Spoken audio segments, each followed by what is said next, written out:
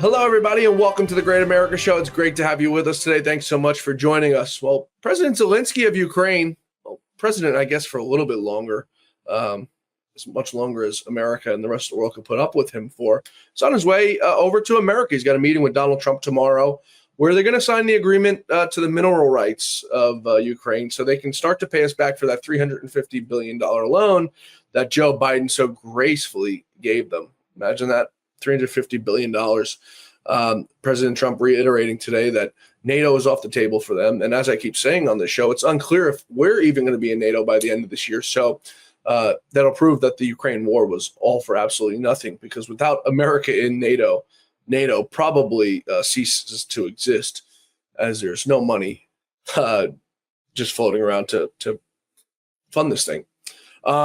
Looking at Canada and Mexico, the tariffs are set to take effect on March 4th. Those are the ones that were originally supposed to go into effect earlier this month, the first of this month, I believe.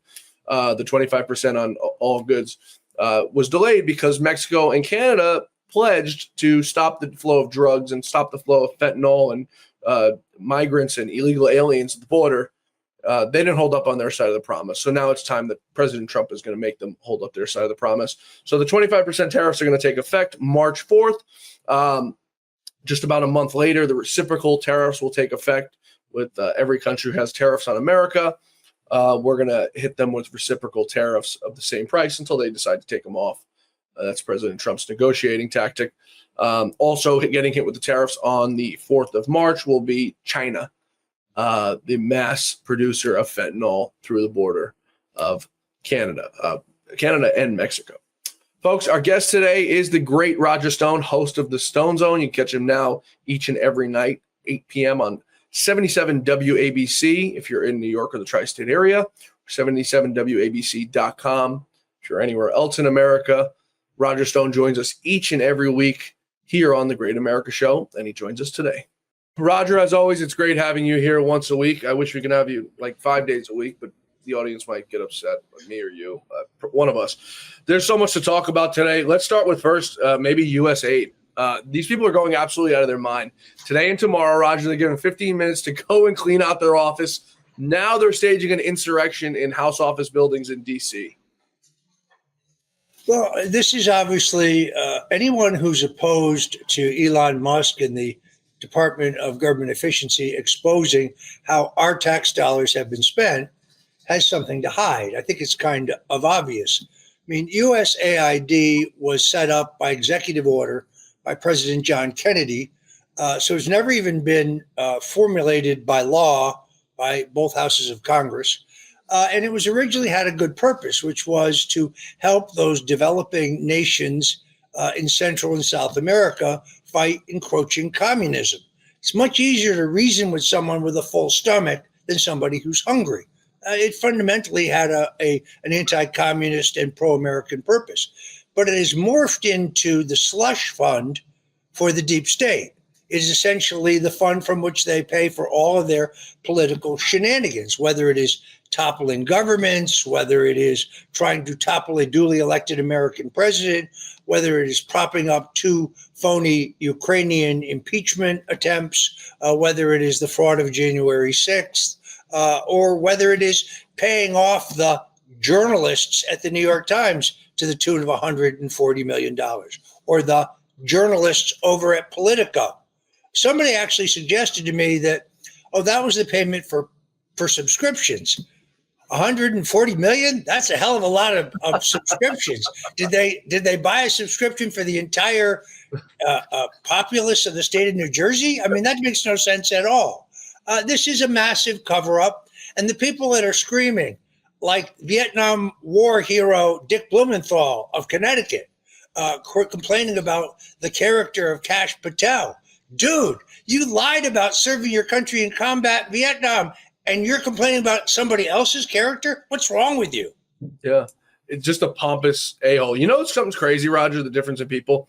I had no idea Lou Dobbs was in the military. Lou Dobbs was a Marine Reserve. You know when I found out Lou Dobbs was a Marine Reserve? When he died. I saw it on his death certificate, and I asked his wife, I never knew this. And she says, yeah, Lou didn't like to talk about it. He didn't want people to, no. That's the difference between a guy with integrity and a guy with like Dick Blumenthal. But you mentioned the New York Times, and the New York Times now obviously having a very big issue because they were probably getting a lot of money from USAID, propping them up, paying their salaries. They're now apparently, Roger, doxing these people who are working for DOGE. Now, I can't imagine these kids.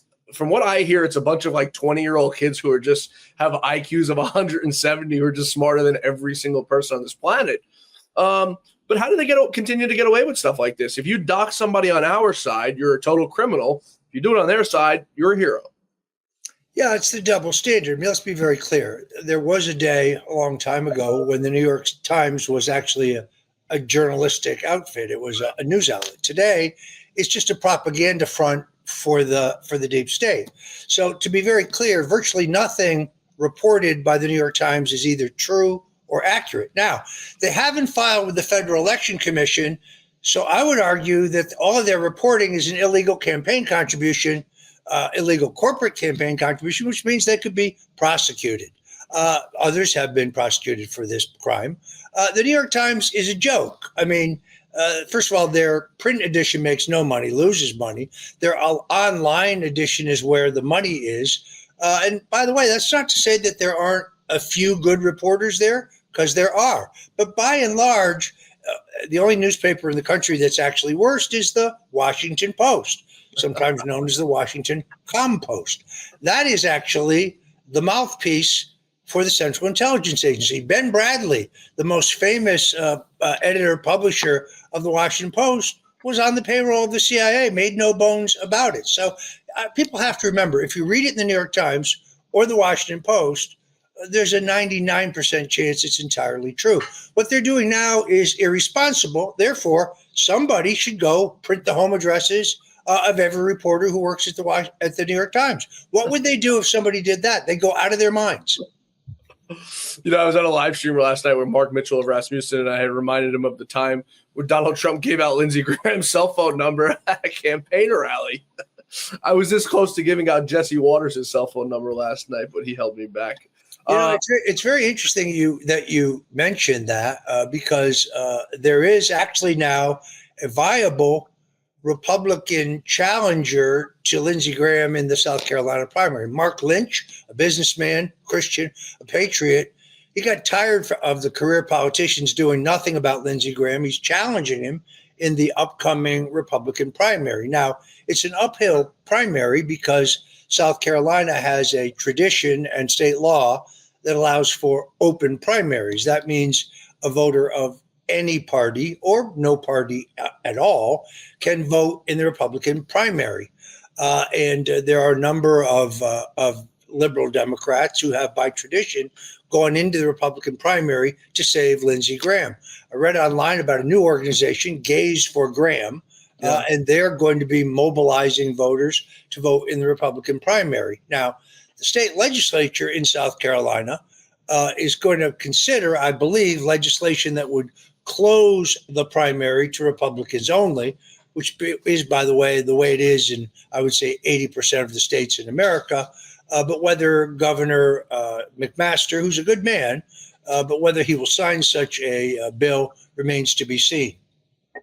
You know, the double standard's highly peculiar. You had Madison Cawthorn, who came from, I don't remember, was it North or South Carolina, who had an interesting past and came out and spoke out against some of the things that go on in D.C. He gets ousted from Congress. They primary him and they throw him the hell out.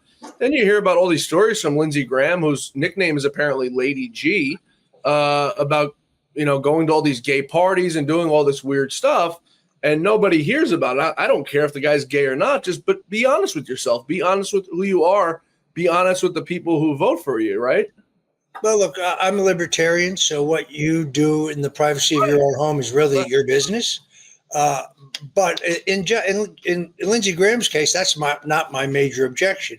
My objection to him is the way he has constantly undermined the president. Let's remember, on January 6th, Lindsey Graham was calling the White House and threatening the White House counsel with removing Donald Trump under the 25th Amendment. Now, if Lindsey Graham knew anything about the Constitution, he would know that the U.S. Senate has no role in that process whatsoever. I was at Mar-a-Lago not that long ago, I guess it was last season, an outdoor reception by the pool. Lindsey Graham had his back to the pool, was about 2 feet away from the edge of the pool. And I had a broad grin on my face. And my wife looked at me and said, "Don't you even think about it. Don't even think about it." And for just a brief moment, I thought about pushing him in the pool. But my wife correctly pointed out the Secret Service would have nabbed me, would have thrown me out. I probably would have been barred from Mar-a-Lago for life. So in my dreams, though, I still dream about pushing Lindsey Graham into the pool. By the way, folks, I asked Roger the other day why he's up so late at night. Roger responded, "I can't sleep. I'm angry and I'm pissed off." And then proceeded to go forward with everything that Roger's pissed off with, which I share like 99.9% of it. Why is Lindsey Graham getting a free pass? He's on Sean Hannity's show every single night on Fox News. Donald Trump apparently has a very soft spot for him in his heart. But the man has backstabbed Donald Trump at every single chance. Like you mentioned, January 6th is just one of them. But he was playing games with Trump's nominees, with Kash Patel, with Tulsi Gabbard. Why does this man constantly get a free pass when everyone else is held accountable for taking bad votes? Because he's a U.S. senator.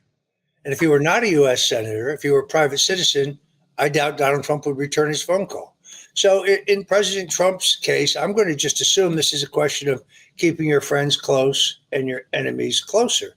But people can go to Lynch for Senate, spell it out, Lynch for Senate, and support the Christian patriot businessman who's challenging Lindsey Graham. It's time to be rid of this Russian influence agent who sits in the U.S. Senate. This guy's response to everything is bomb first and ask questions later. He loves war.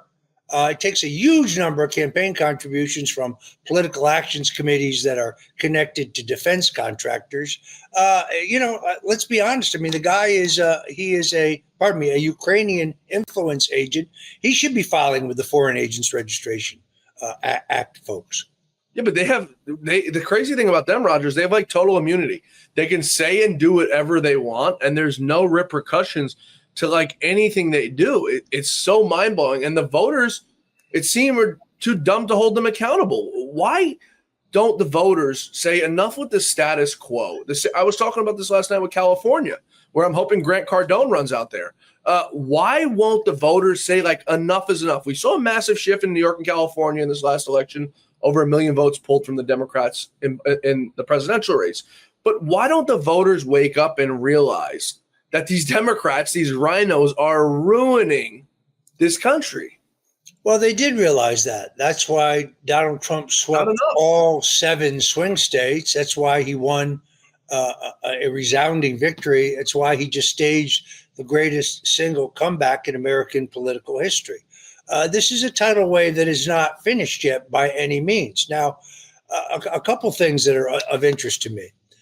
In the 14th District of Florida, where Kathy Castor beat former Commander Rocky Rockford, once again, we've located more than sufficient number of fraudulent votes where the voter records do not have a birth date or a social security number as required by law, yet they were allowed to vote. That is being challenged ultimately in the U.S. House of Representatives. The House, under the leadership of Speaker Johnson, is the final arbiter of who has been legally elected. Now there's going to be an audit in Orange County, California. The fact that more people voted in Orange County than are registered in Orange County puts at least 2 House seats that were claimed by the Democrats, who were counting almost 3 weeks after the election, finding new votes, at risk. Again, this is a question that must go to the House. Now, I would argue that even the rhinos will vote with you because they want to be committee chairman, right, and they don't want to be in the minority.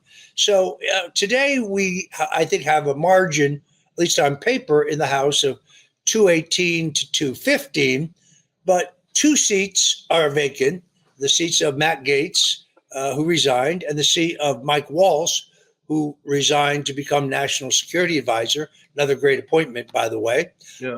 And those won't be filled until April. At that point, it is expected that Elise Stefanik, who has been approved in committee, but whose confirmation has not passed the U.S. Senate yet to become UN ambassador, will resign her seat. Right. Even as we speak, however, since under New York state law, in a special election, there is no Republican primary, the Republican Party bosses, about 16 of them, get to choose the candidate. And they're on the cusp of choosing a candidate who refused to endorse Donald Trump in 2016 or in 2024. In other words, they want to give us an Adam Kinzinger type Republican, which I say is unacceptable. I'm supporting Anthony Constantino. You remember him, John. He's the guy who put the giant vote for Trump sign on the top of his factory, and the local Democrat mayor in Amsterdam threatened to throw him in jail if he wouldn't take it down.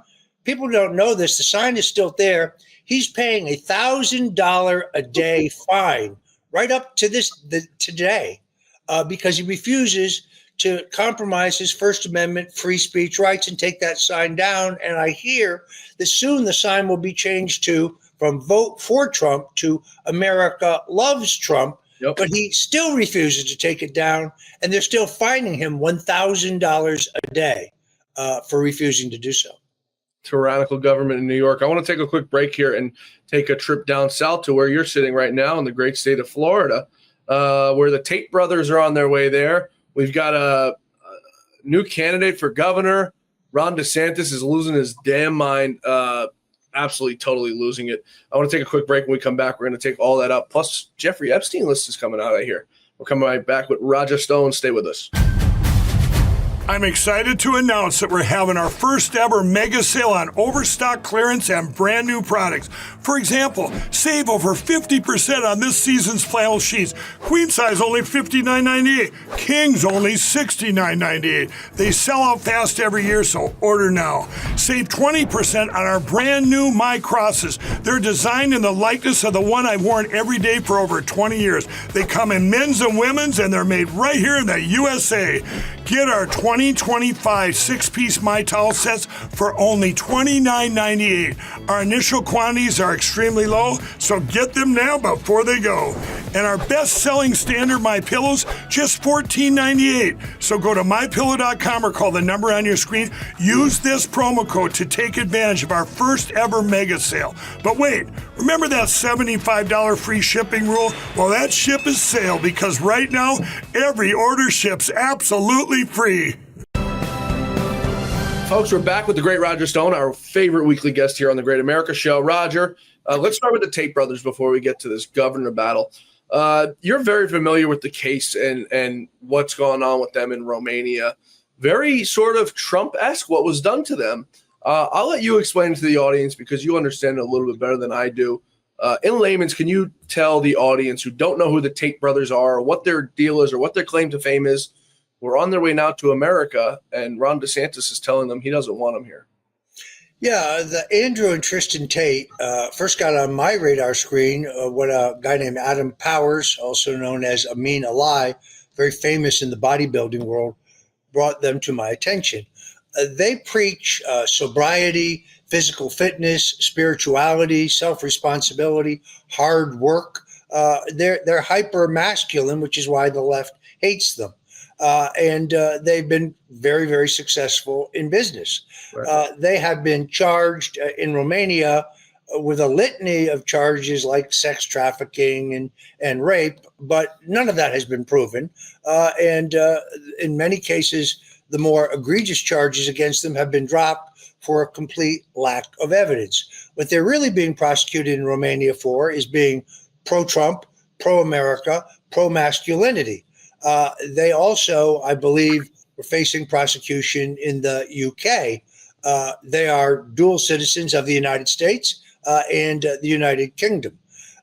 Late last night, I got word actually from a Romanian source that they had received their passports, that Rick Grenell, the president's special envoy, had interceded in order to demand that these U.S. citizens be allowed to leave for the United States.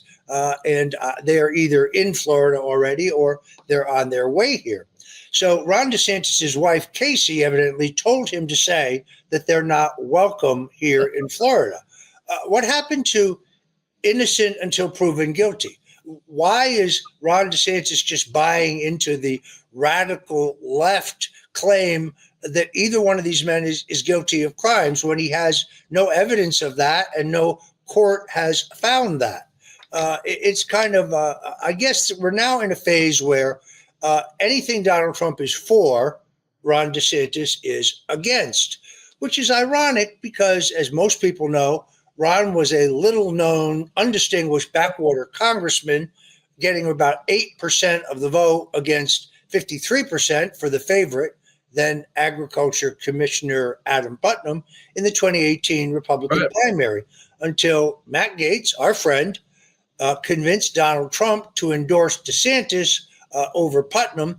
And overnight, DeSantis' candidacy took off like a rocket. Huh. His campaign coffers went from being virtually empty to be brimming with cash. But Ron is such a miserable candidate and human being that Donald Trump had to change his schedule 3 times in the last 2 weeks of the 2018 election to literally drag the charismatically challenged Ron DeSantis over the finish line. Now, you would think that Ron DeSantis would be grateful because right now, if it weren't for Donald Trump, well, he might be managing a McDonald's somewhere if he could handle it. He can reach the soda machine.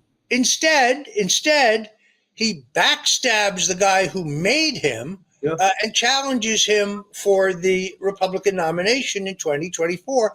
And he takes $300 million from Jeb Bush's friends in the Republican Party to try to take out the man who made him. Now, you know the story. Trump crushed him in Iowa, crushed him in New Hampshire, crushed him in the Florida primary.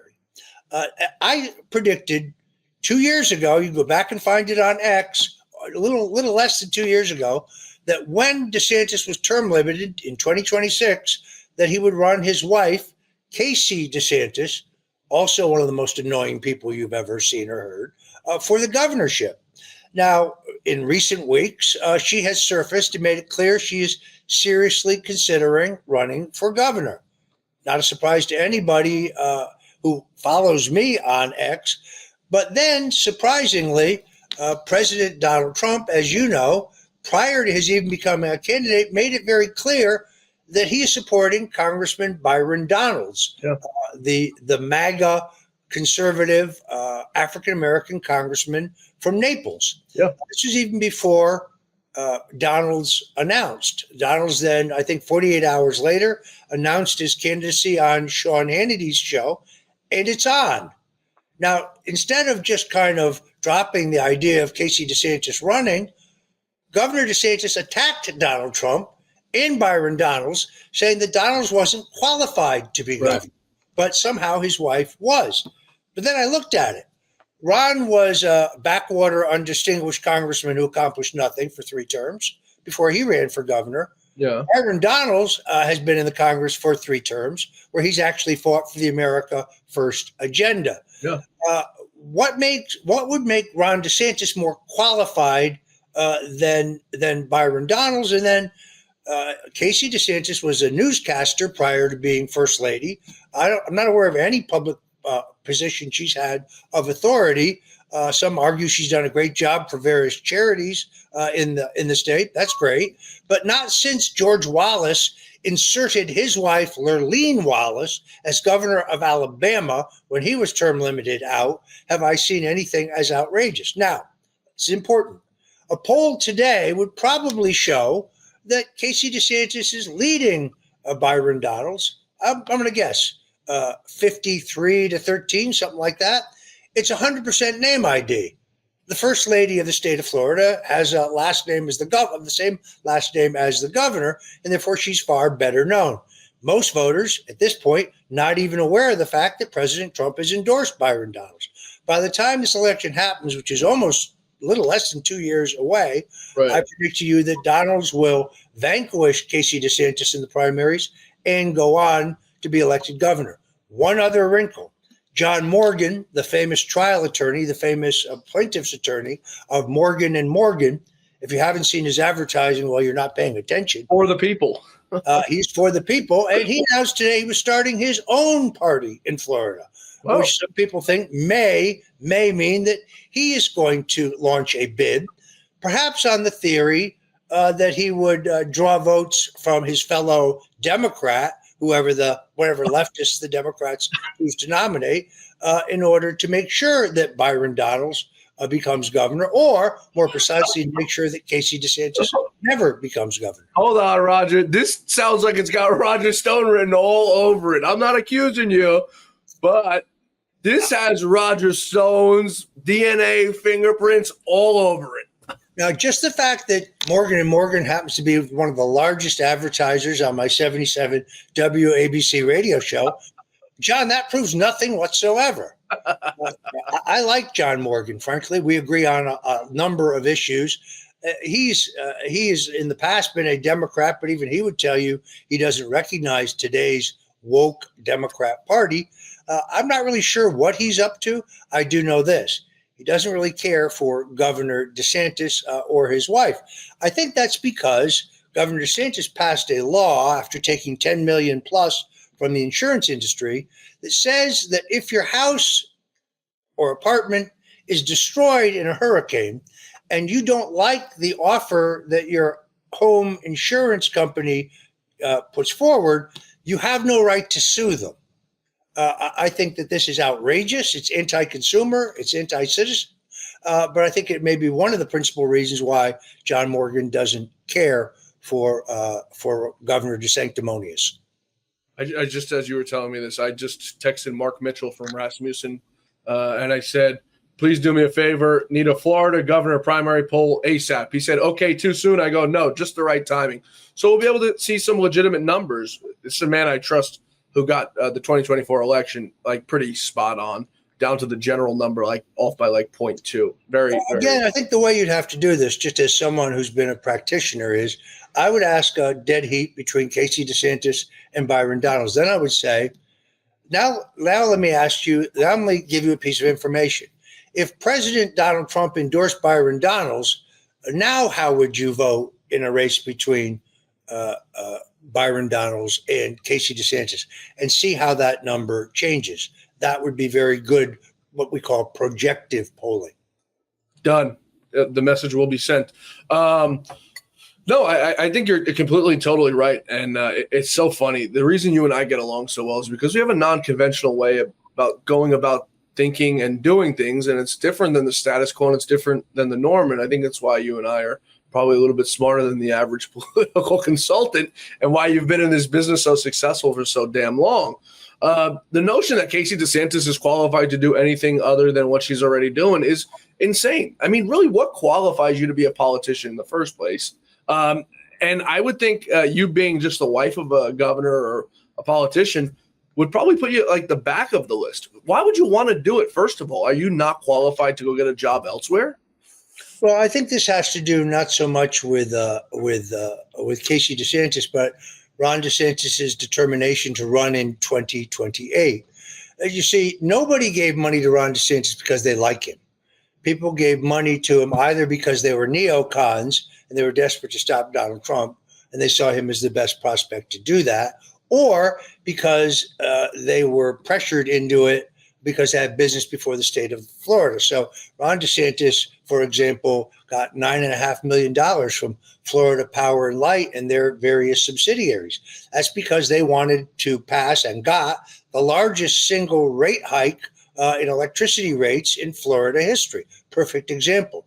So without the fulcrum of the governorship to extort money from special interests, Ron won't be able to raise the money for another bid for president in 2028.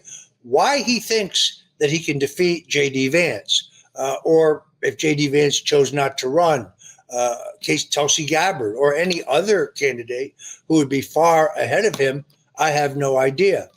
Look, in our party, as you know, we're great believers in hegemony.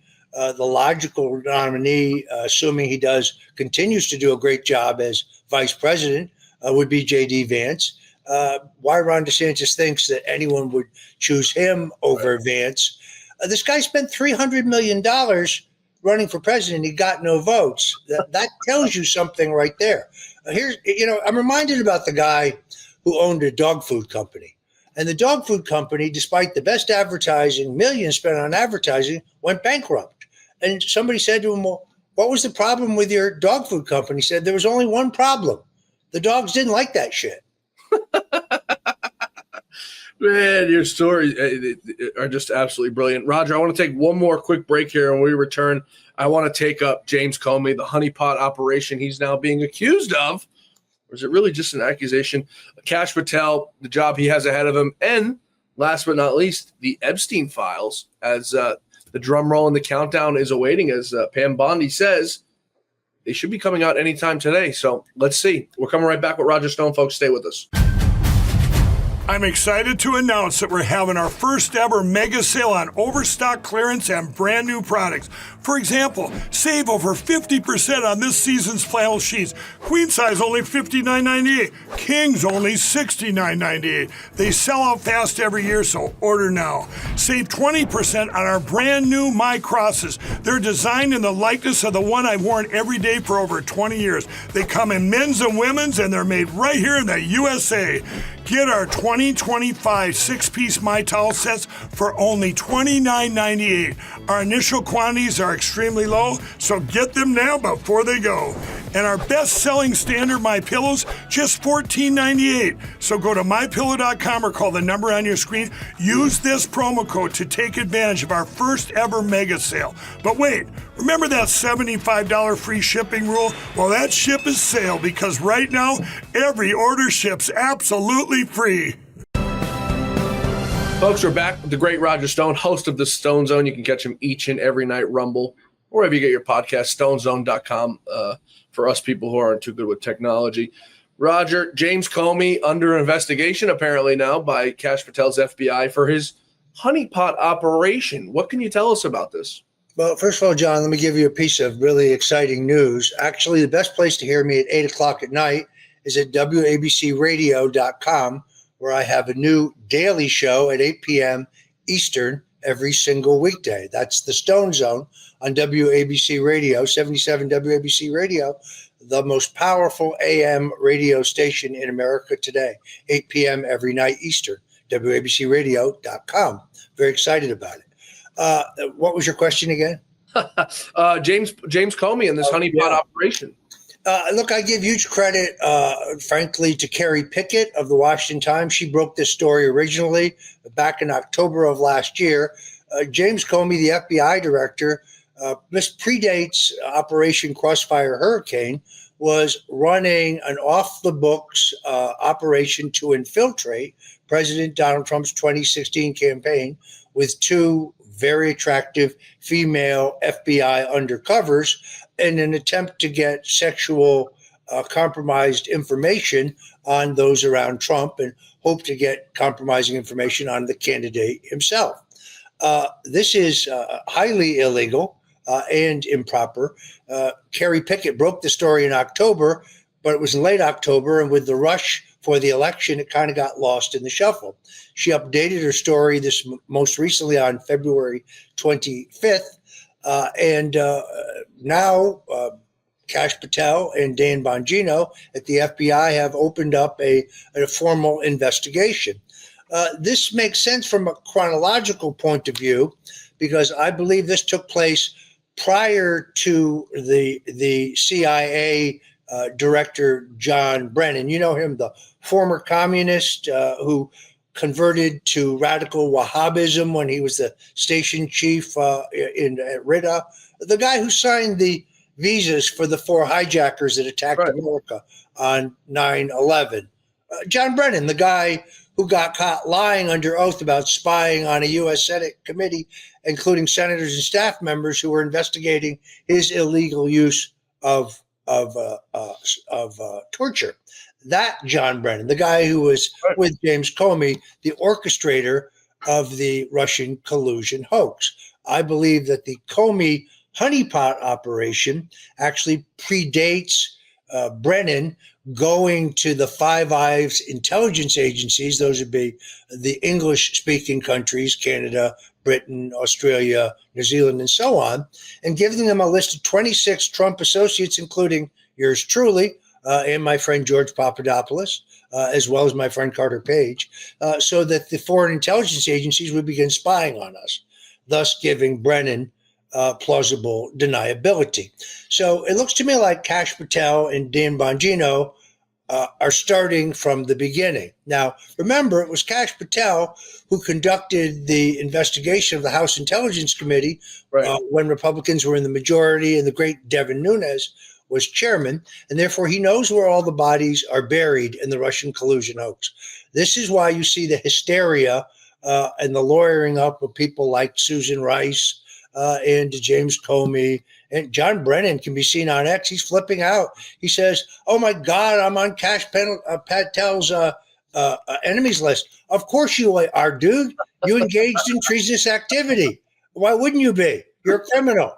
So, it is kind of fun to watch the apoplexy, the hysteria of these people when they're being held to the standard they tried to hold others to without any basis. There was no Russian collusion. There was no WikiLeaks collaboration by anyone in the Trump circle, including me. And there was never any online hack of the Democrat National Committee. If I'm wrong, please, somebody produce the proof, produce the evidence other than John Brennan said, because that's what we have right now. Let me ask you a question, because I think you're probably the best person to ask, is that you can relate to it. At some point through your whole legal proceedings, you probably said to yourself, "I'm screwed. I'm done. They got me not on crimes, but the system is so stacked up against you. You said, I'm done. I'm probably going to jail." And you and I spoke, during that time period of when you were getting ready to go to jail. And to me, it seemed very real to you. It was a real concern that you had an elderly man getting ready to go spend the rest of his life behind bars. So that factor at some point had set into you, right? The I'm screwed OF. At what point, Roger, do you think it sets in? Because I don't think it's hit Brennan yet. I don't think it's hit some of these people, Comey, yet. At what point do you think it sets in where Comey says, "I'm effed"? Well, John, I think it's important to understand that they offered me a way out. I mean, they said that they would intercede with the judge to make sure I got no jail time. All I had to do was lie and bear false witness and testify against Donald Trump. And I refused to do that. Yeah. So you're absolutely right. A time came when I was angry and frustrated and fearful for what would happen to my wife, how she would support herself if I were unjustly incarcerated. And it's a very dark and lonely time. There's no question about that. I've been very forthright about the fact that I renewed my faith, that I was redeemed in the blood of the cross. I know that atheists and others who hate God in America laugh about this and think it's some kind of joke. I don't really care what they think. I only care what he thinks. He knows what's in your heart. So I think I was saved through prayer. I was saved because of my faith. And I was saved because of the courage of Donald Trump, who saw through this whole phony prosecution. John Brennan is so used to having all the power. And you've seen him over the years at MSNBC and CNN. This guy actually believes his own bullshit. Okay. Yeah. And he never had any proof that Donald Trump was a Russian agent or had been compromised by the Russians. I had a reporter call me yesterday, guy that I know, a guy who I otherwise consider sane, who absolutely believes that Donald Trump became a Russian asset back in the early 80s. And he said, this is my favorite part, it was the Russians who first suggested that he consider running for president in 1988. Well, I know that's false. You know why? Because I'm the one who first suggested he consider running for president in 1988. And there weren't any Russians around. These people are mentally ill. They need to seek psychiatric help. Donald Trump is not controlled by the Russians. In fact, Donald Trump is not controlled by anybody. And Donald Trump only has loyalty to one group, the American people. That's it. Yeah, you're absolutely right. And that's what drives him absolutely bonkers about it, Roger, is that the man is uncontrollable. He's there's nothing you could absolutely do or say to him. And the thing I'd argue with you, Roger, is he's more likely to listen to like the lower level guys around him than is these big war hawks like John Bolton. I'd argue he's more likely to listen to Dan Scavino for advice, who's a great guy, who's been with him forever, than, someone like I said, like John Bolton. The media has played just a massive role in this whole thing. We've got a new polling out from Gallup, who was also on USAID, by the way. I have to disclose there. America's trust in mass media has hit the lowest point in 58 years, Roger. In 58 years, 68% trusted the mass media, either a fair amount in 19 or somewhat fair amount in 1972, 69% in 74, hit an all-time high of 72% in 1976. Going fast forward, it's continued to fall. In 2000, it was 51%, 2004, 44%, 32% in 2016. Right now, we're looking at 31%, which means almost 70% of the country, Roger, does not trust the media. Do you think that has something to do with the massive falling in ratings for these networks? I don't think there's any question about it. One of the keys to Trump's election in 2016 was it was the first time really in American history where the American people no longer trusted Republicans or Democrats, no longer trusted politicians, had deep distrust for all government institutions. But for the first time, they began to distrust mass media. That's only been made worse as the fake news media went out on this Russian collusion jihad. And now they've been proven completely and totally wrong. Still waiting for Rachel Maddow's apology. I'm still waiting for Ari Melber. I've had it up to here with Ari Melber. Let me just say that. I'm still waiting for Ari Melber to admit there was no Russian collusion. And I'm watching. I saw that they fired Joy Reid at MSNBC. You know, if Joy Reid's IQ was 1 point lower, you'd have to water her like a plant. I mean, this woman actually says that nobody shot at Trump in Hershey, Pennsylvania. That whole thing was staged. It was a psyop, probably done by that guy, Roger Stone. And that Trump bit some kind of a capsule to simulate blood. That's what we saw. Tell that to Corey Compentori. Tell that to the family of Corey Compentori, the brave firefighter who died shielding his family from an assassin's bullets. Took one in the head. Why? Maybe Joy Reid should go visit his family and tell her what she thinks about what happened that day. This woman is one of the first people to start this whole Russia nonsense. She's not even marginally entertaining. And now they've canned her because, well, nobody was watching.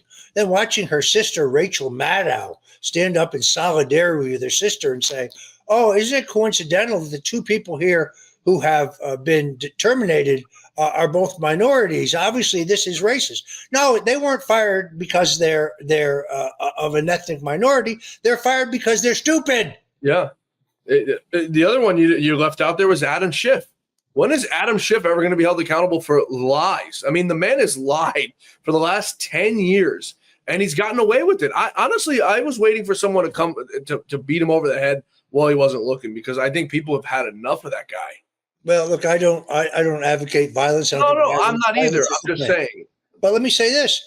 The Biden Justice Department Inspector General released a report only weeks ago that said that Adam Schiff and his sidekick, Eric Swalwell, were both caught red-handed leaking classified information to the media. That's a felony. They can be charged with that. That's just the tip of the iceberg. Saw a great video of Eric Swalwell on X last night freaking out because he's hearing footsteps, and well, he should. He and Schiff lied for 2 years. Schiff said repeatedly that he had seen, quote, more than circumstantial evidence of Russian collusion with the Trump campaign. Now, when he's trapped, he says, oh, no, wait. We do have proof because a high-level Trump campaign official gave proprietary polling information to a Russian intelligence asset. Let's unpack that. The man he's talking about is Paul Manafort. At the time that this allegedly happened, the Trump campaign had no proprietary polling information. Pollster Tony Fabrizio had not gone into the field yet. And the man that Manafort probably gave public polling data that you could have gotten online to, Konstantin Kilimnik, is not a Russian intelligence asset. He worked for John McCain in the Republican Institute prior to helping the Trump campaign. He's a U.S. intelligence asset, as the independent journalist Matt Taibbi has proven. So Adam Schiff has no Russian collusion to point to because there isn't any. Then he secondarily says, oh, but Donald Trump Jr. met with a Russian asset who was offering him dirt on Hillary Clinton. The Russian asset worked for Fusion GPS. She was briefed before and after the meeting in which she offered no such information at all. The whole point of the meeting was to have the meeting. She ended up talking about adoptions of children from Russia. The whole thing was a setup. Adam Schiff knows that. Now, maybe he thinks because he's a U.S. senator that he's above the law. I guess we'll see about that. Yeah, and I'm with you. I don't advocate for violence against the guy, but I'm just saying he's come out against so many people, Roger. People, I was talking about this last night. People eventually get fed up and they have enough. And this man has pissed off so many people and lied about so many people. I just don't get how nobody's ever held him accountable in the sense of the law. I guess it has to do with that congressional immunity. I want to wrap up with here the Epstein list. What has taken so long for this thing to come out? What is the government trying to hide? He was a private citizen, the best of my knowledge. We're hearing he may have worked for the U.S. government or worked for other foreign governments. But the best of my knowledge, he's a private citizen who was just a dirty, dirty man. Aside from redacting a few victims' names, 200 something of them, which should take a few minutes, what has taken so long to get this list out? Well, it's an excellent question. If you go back to my book that I wrote in 2015, The Clintons' War on Women, the longest chapter in the book is about Jeffrey Epstein. I'm actually I think the second author in the country, the second reporter in this case, to actually fill in all the blanks on Epstein. The first one was a guy named Nick Bryant, one of the best investigative reporters in the country. He wrote a series for Gawker. He was the first person to have Epstein's little black book. He was the first person to have the FAA manifest that tells you who the passengers were on the Lolita Express. Many of the names that I think are going to be made public are already known to us. Senate Majority Leader George Mitchell, a Democrat, former governor of New Mexico and diplomat Bill Richardson, lawyer Alan Dershowitz, Stephen Hawking, the scientist, the elite of Hollywood. They all went to Epstein's Island. I think most of these names are known to us. What I'm really interested in is what happened to the DVDs and the hard drives that were removed from the safes of Epstein's properties in New York and on his island. Where are they? And when, and if we're not going to be released, because I'm sure they're horrifically graphic, but we could at least know which foreign leaders, which American political leaders, which celebrities are on those videos and on those DVDs. I think that it's very important to recognize that Epstein was most likely a soldier of fortune. He was an equal opportunity blackmailer. I suspect he was working for our intelligence services. I suspect he was working for the Israeli intelligence services. I suspect he was working for the potentially the Saudi intelligence services, although I don't know that, to try to get compromising information on important, powerful people. I don't believe that he took his own life. The lawyer that he retained on the Friday before his death, he had paid a multi-million-dollar retainer to, had arranged for him to move to New York to begin leading a defense in his trial. Those are not the expenditures of a man who's planning to kill himself. Yeah, you're absolutely right. Those DVDs and other photographs, I mean, even if they're not released, we need to know who partook in pedophilia, Roger. In my opinion, that's one crime I think that sets you up for some sort of death sentence, death penalty. I mean, it's abhorrent. Taking advantage of children, to me, is absolutely abhorrent. So this is why I really object to people on X and other people on social media saying that Roger Stone was seen on Epstein's Island. We know it was him because we recognize the Nixon tattoo on his back. He was wearing a bull mask. I want to make this very clear. That is an egregious lie. It's attributed to some nameless chauffeur. You know why? Because it never happened. That's why. And if anybody wants to come out and say that and attach your name to it, as opposed to saying it anonymously, I'd be more than happy to sue you for defamation. Now, the bar for defamation in this country is very high. I'm a public figure, but accusing me of pedophilia, that crosses the line. Yet I read this lie every single day. So let me be clear. I want all the Epstein information out. I want all the lists out. I want all the files out. I want all the DVDs out. I want all the hard drives out. I'm tired of people telling this lie about me. Yeah, I do have a tattoo of Richard Nixon on my back. People are just jealous because I'm the only guy they know with a dick on the front and the back. Did you say they had a picture of you with a bull mask? There's no picture because this No, never alleged happened. picture. This is just an apocryphal story put up by trolls on 4chan and on X. It is baseless, but it is defamatory, Yeah. and it never has anybody's name attached to it. It's always, oh, a chauffeur said. No chauffeur said that because it's not true. I was talking with Mark Mitchell last night about this. Can you imagine if we had, remember Ashley Madison, the online dating website? Can you imagine if we had a data breach from like Reddit or 4chan where everyone who posts their like tough guy computer stuff behind a computer got leaked in their names? We found out who they were. Think about how amazing that would be. You really have a prurient imagination, I must say. Listen, it's possible. We found out there was a lot of men cheating on their wives on Ashley Madison. So anything's possible. Roger, you get the last words here. You know, I still think that those who are, I see all these lefties saying Trump's polling numbers are collapsing. No, they're not collapsing. They're actually extraordinarily strong. He's a good 10 points ahead of Joe Biden on every topic, whether it's the economy, immigration, foreign policy, his handling of his efforts to try to end the war. He is easily outpointing Joe Biden at the same period in his term. His 52%, I think 53% approval rating overall. No, his poll numbers are not tanking. By the way, that's the Harvard-Harris poll, not exactly known right-wingers. So I think that we are, as I said previously, on the cusp of a golden age. This is the age of Trump, an unprecedented age of peace, prosperity, security, and justice, an age of law and order. This will be the greatest day in America's history. Real quick, Roger, before we wrap up, we actually have new polling to support exactly what you said from Quantus Insights. These are another polling group who got 2024 absolutely correct. Trump's current approval rating out theirs has, and it's a margin of error of about 3%. 51% approval rating overall, economic approval of 49%, immigration border approval 58%, direction of the country compared to Biden and Harris, 50% of the country says we're on the right track, and a 2024 hypothetical rematch between Trump and Harris. Trump would beat Harris right now, 52-46. And these are Quantum Insights guys who got another set of group of guys who got 2024 dead on. Roger, always a pleasure talking with you. We'll see you next week. Thanks, John. God bless you.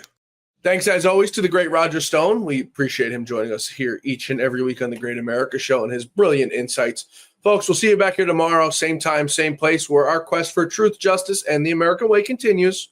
Same time, same place. Until then, may God bless you. May God bless America, and may God bless the great Lou Dobbs. We'll see you tomorrow.